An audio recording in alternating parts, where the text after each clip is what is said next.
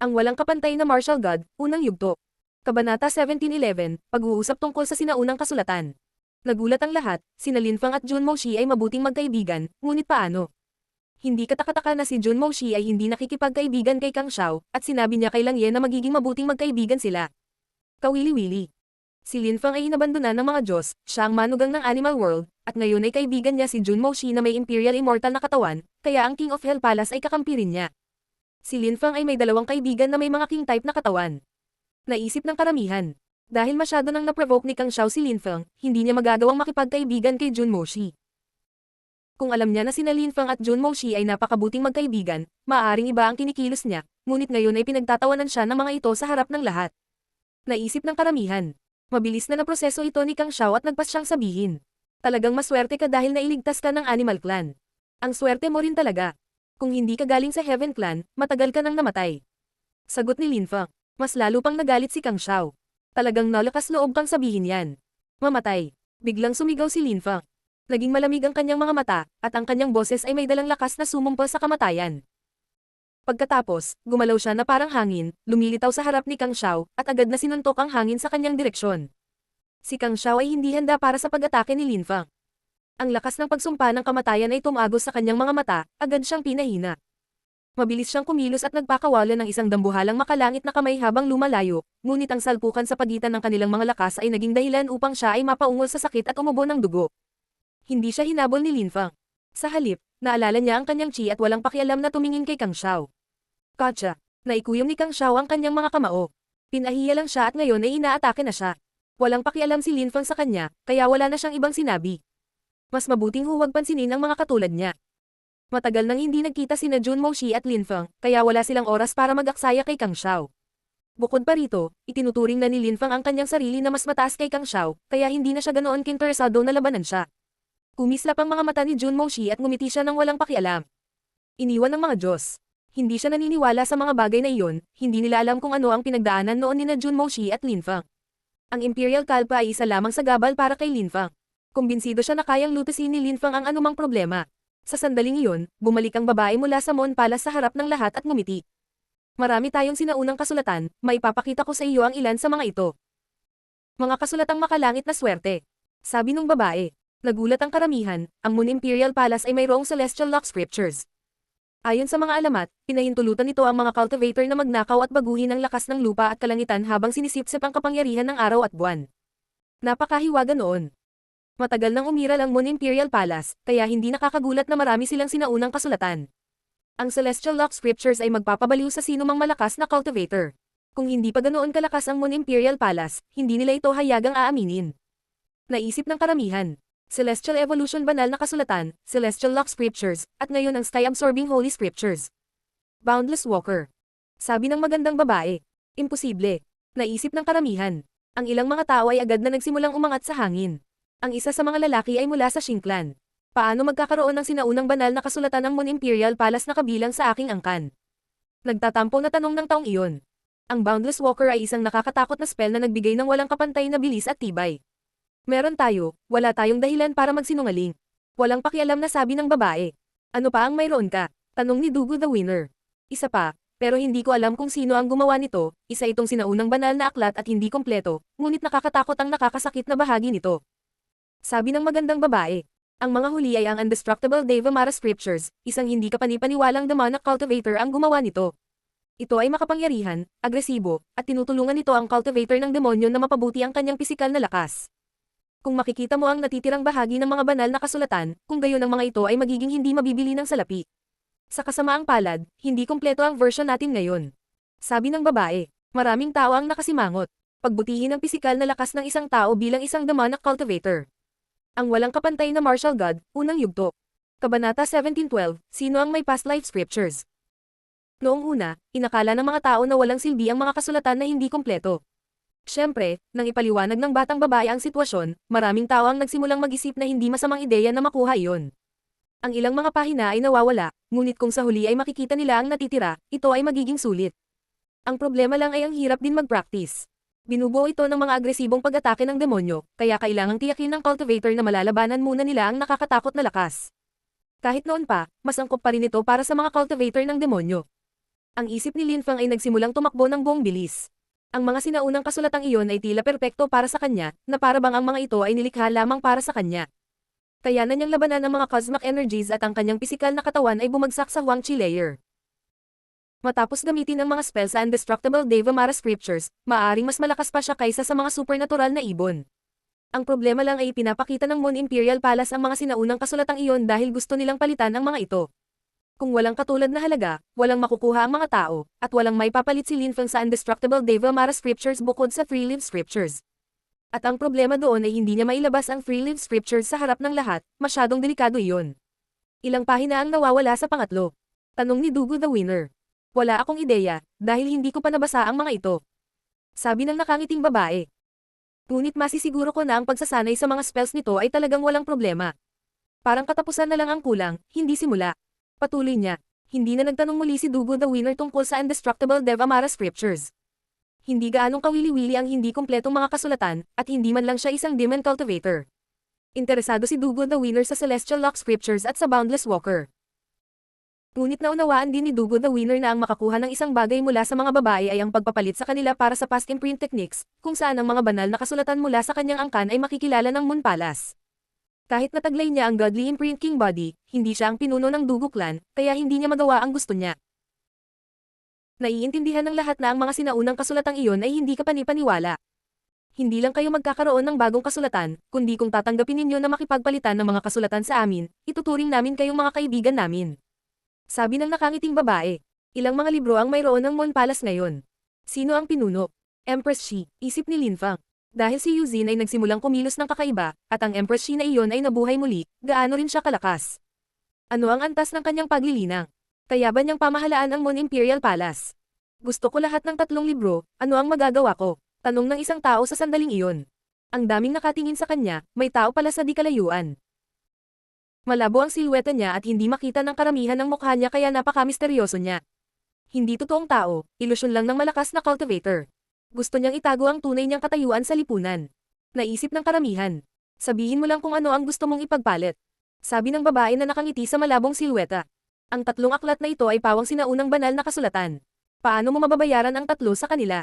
Ang pag-alis sa katawan ng isang tao, sigla, determinasyon, kalooban, parang pagtanggal sa katawan at pagkatapos ay paghahanap ng bago, tulad ng reincarnation.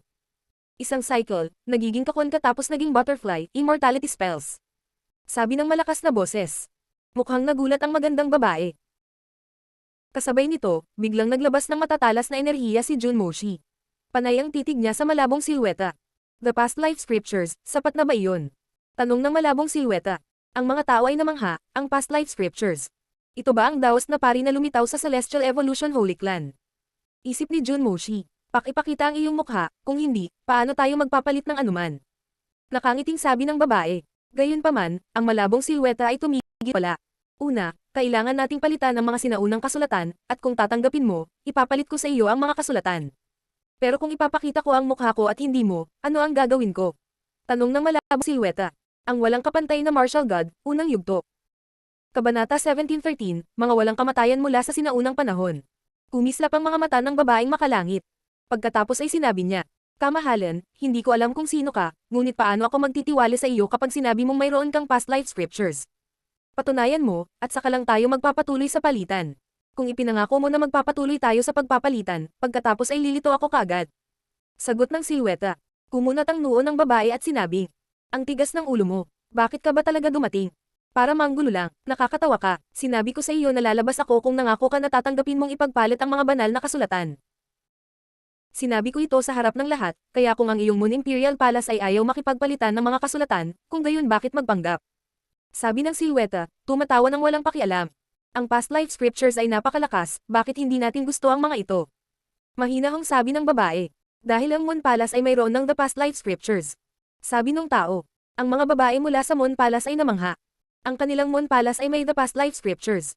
Tumahimik ng ilang segundo ang kapaligiran, at pagkatapos ay ngumiti ang babae at sinabi. Marami tayong banal na kasulatan, ngunit hindi ko alam kung aling mga banal na kasulatan ang mayroon tayo. Mas alam mo ba kaysa sa akin? Maaari mong subukan at malalaman mo, sabi ng misteryosong tao. Hindi naintindihan ng mga tao ang ibig niyang sabihin, subukan. Subukan ng ano? Biglang tumaas ang isang nakakatakot na enerhiya sa langit. Ang presyon sa itaas ng Moon Imperial Palace ay nakakatakot.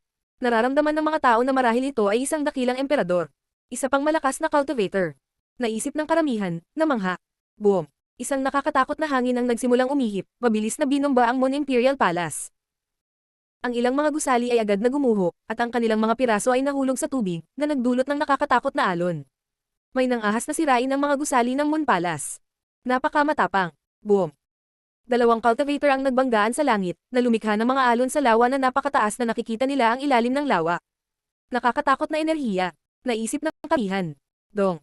Isang sinaunang kampana ang tumunog, at ang mga soundwave nito ay umatake sa mga tao. Paano narito ang mga banal na dakilang emperador? Isip ni Lin Fang. Ang emperador na iyon ay napapaligiran din ng isang ilusyong chi, kaya hindi makita ng karamihan ang kanilang mukha.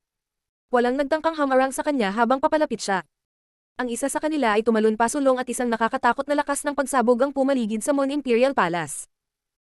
Gayunpaman, nabuo ang dalawang dambuhalang kamay, at lumitaw ang isang nakakatakot na mapanirang kurtina ng enerhiya. Nakita ng mga tao na may lumabas sa mga guho. Mukha namang maharlika at dominanti ang taong iyon, gulo-gulo ang buhok, mas nakakatakot din ang itsura niya kaysa sa baliw na cultivator na nagpakita noon. Bumangon sa himpapawid ang bagong dating, at nagpatuloy ang labanan. Isa pang nakakatakot na alon ng mapangwasak na enerhiya ang lumabas. Mayroon bang isa pang banal na dakilang emperador na dumating? Malamang na lumahok ang ilang sinaunang banal na angkan. Naisip ng karamihan.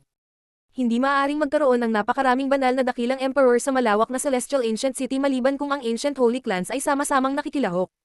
Ang pangalawang baliw na lalaki ay nakakatakot. Kakaiba ang determinasyon at sigla ng lalaking iyon, para bang na-absorb niya ang determinasyon ng ibang tao. Sky-absorbing Holy Scriptures. Naisip ng karamihan. Paano naging posible iyon? Ang nakakatakot na lakas na sumisipsip ay sumisipsip ng kanilang determinasyon, at ang mga enerhiya ay damaloy sa karamihan. Iyan ang sky-absorbing Holy Scriptures mula sa Chu Clan. Sabi ng isang malakas na cultivator mula sa Chu Clan. Mukhang masama ang loob niya. 1,000 taon na ang nakalipas, ngunit nakakagulat na buhay ka pa. Bulalas ng isang boses sa sandaling iyon.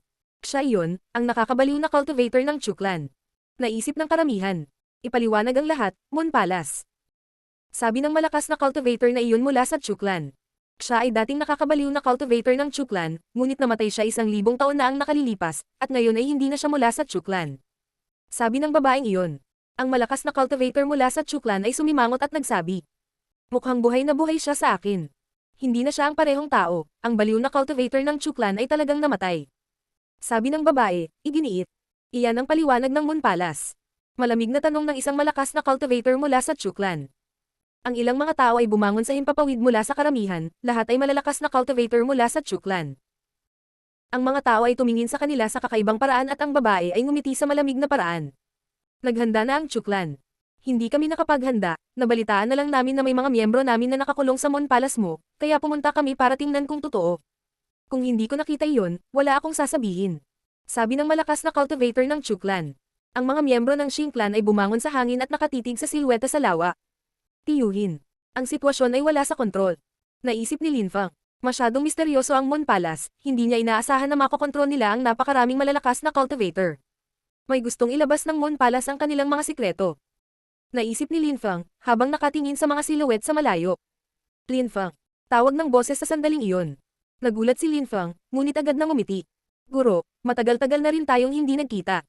Ang taong tumawag kay Lin Fang ay ang weapon manufacturing master mula sa Goldfire Tower.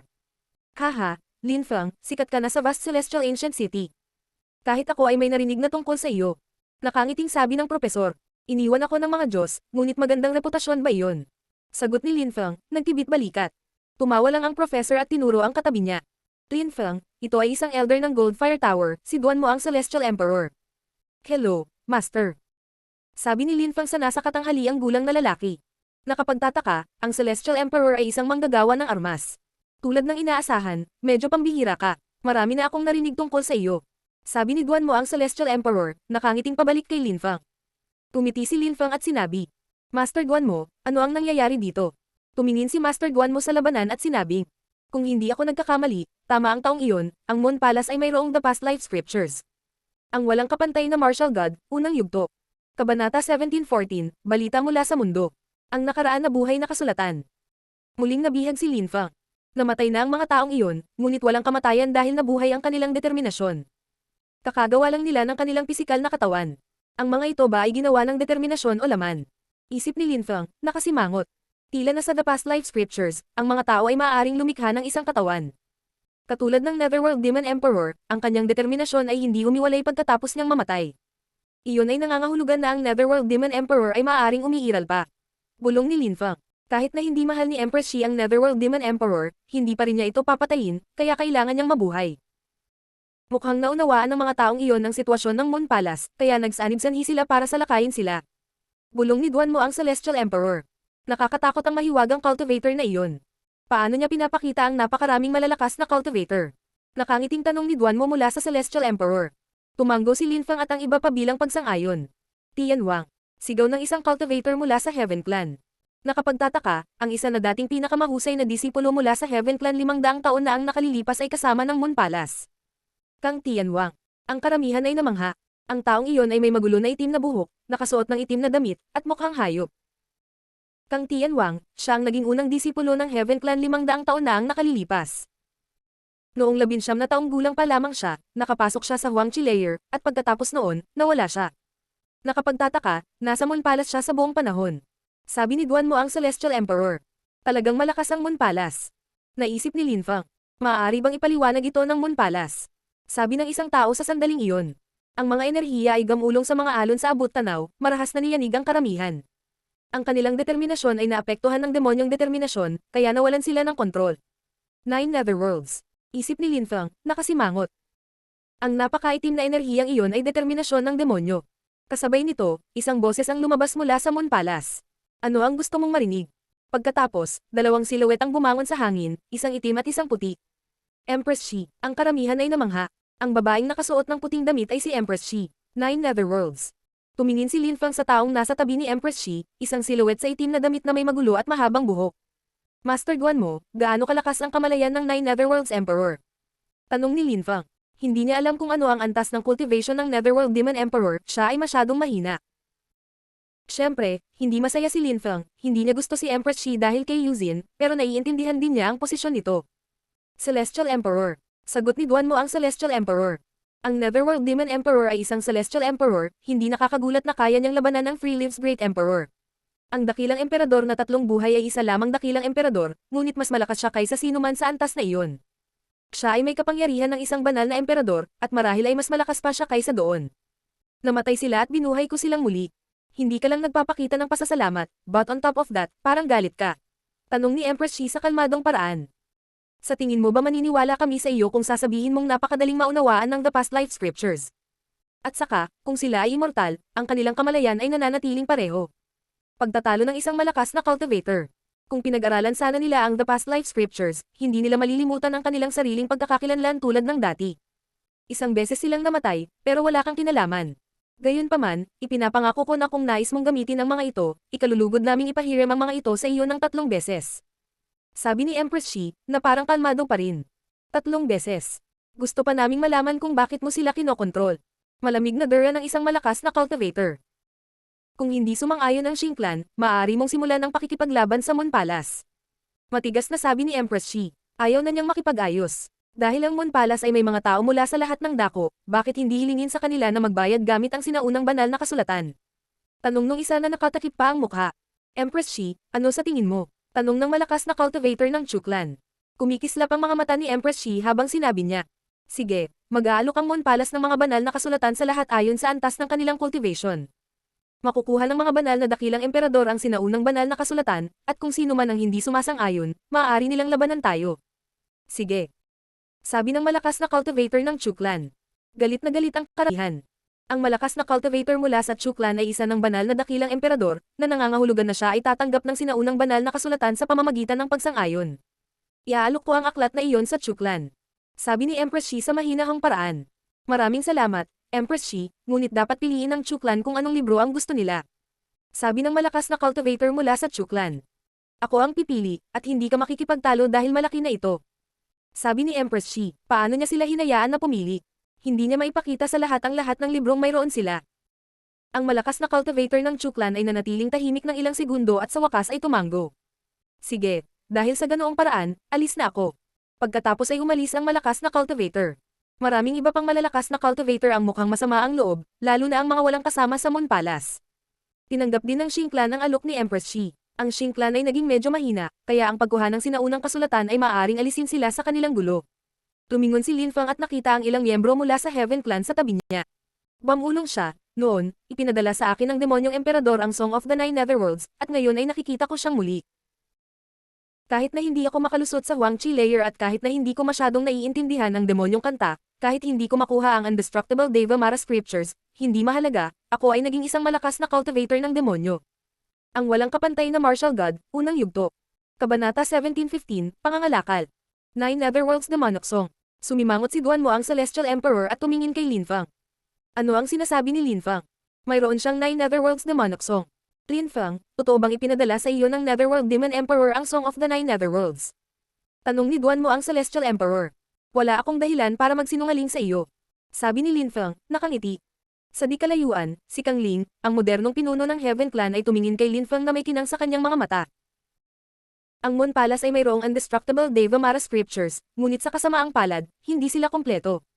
Lin Fang, anak ko, sabi ni Kang Ling, magalang na nakangiti kay Lin Fang. Master Kang Ling, ano ang maitutulong ko sa iyo? Tanong ni Lin Fang nang makita niya ang ngiting iyon, ngumiti pabalik. Lin Fang, anak ko, masyado kang magalang. Tawagin mo akong tito, napakatagal na nating magkasama. Sagot ni Kang Ling, na nakangiti ng malawak. Natuwa si Lin Fang sa loob, si Kang Ling ay hindi bababa sa 1,000 taong gulang, kaya mas sapat si Lolo kaysa tiyuhin. Master, ano ang gusto mo sa akin?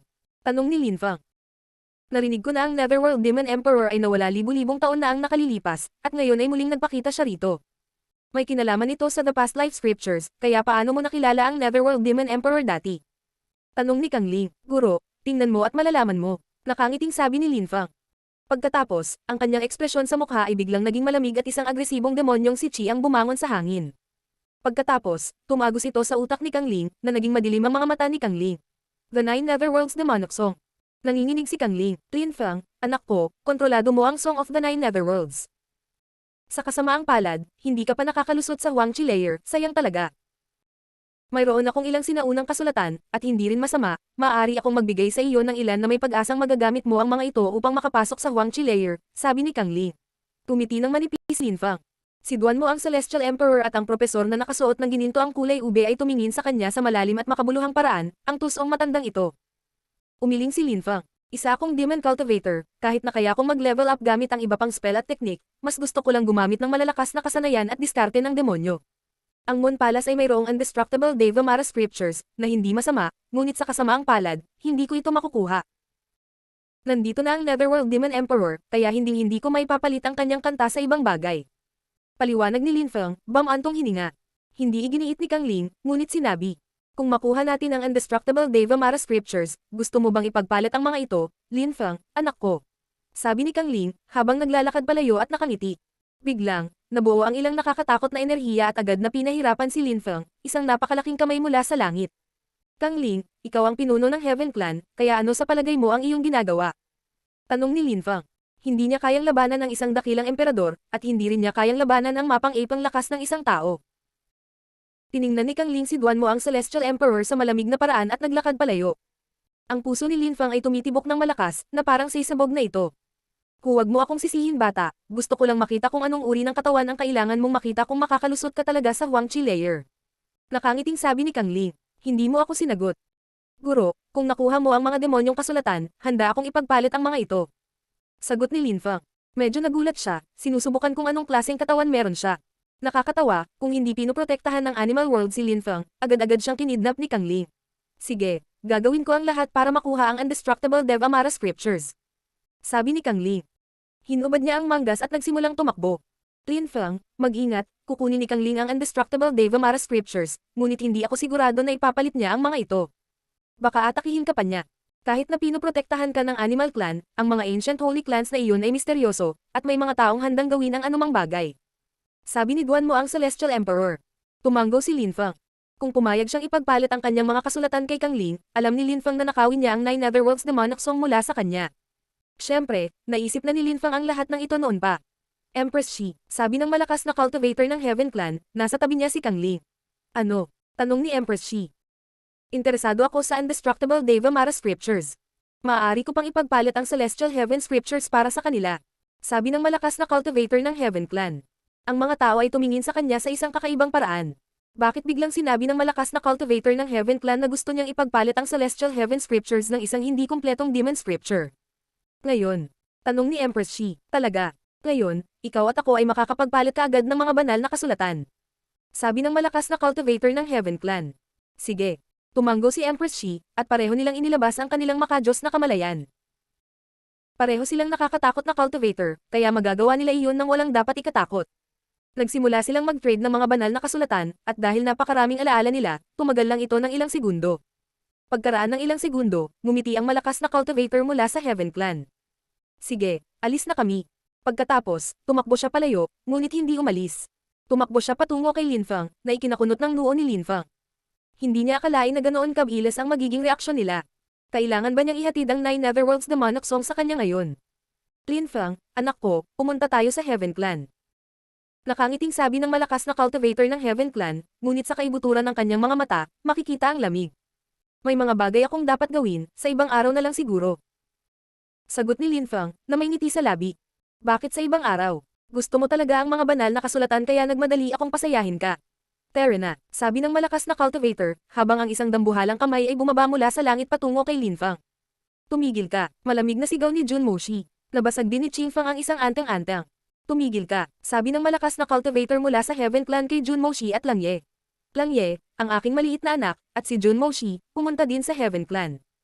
Kayo ang aming magiging panauhing pandangal. Master Demon Emperor. Sigaw ni Linfang. Tinatawag niyang Master ang Netherworld Demon Emperor. Guro, natagpuan ko ang ilan sa iyong mga ari-arian sa maliit na mundo, at ngayon gusto nilang nakawin ang mga ito mula sa akin.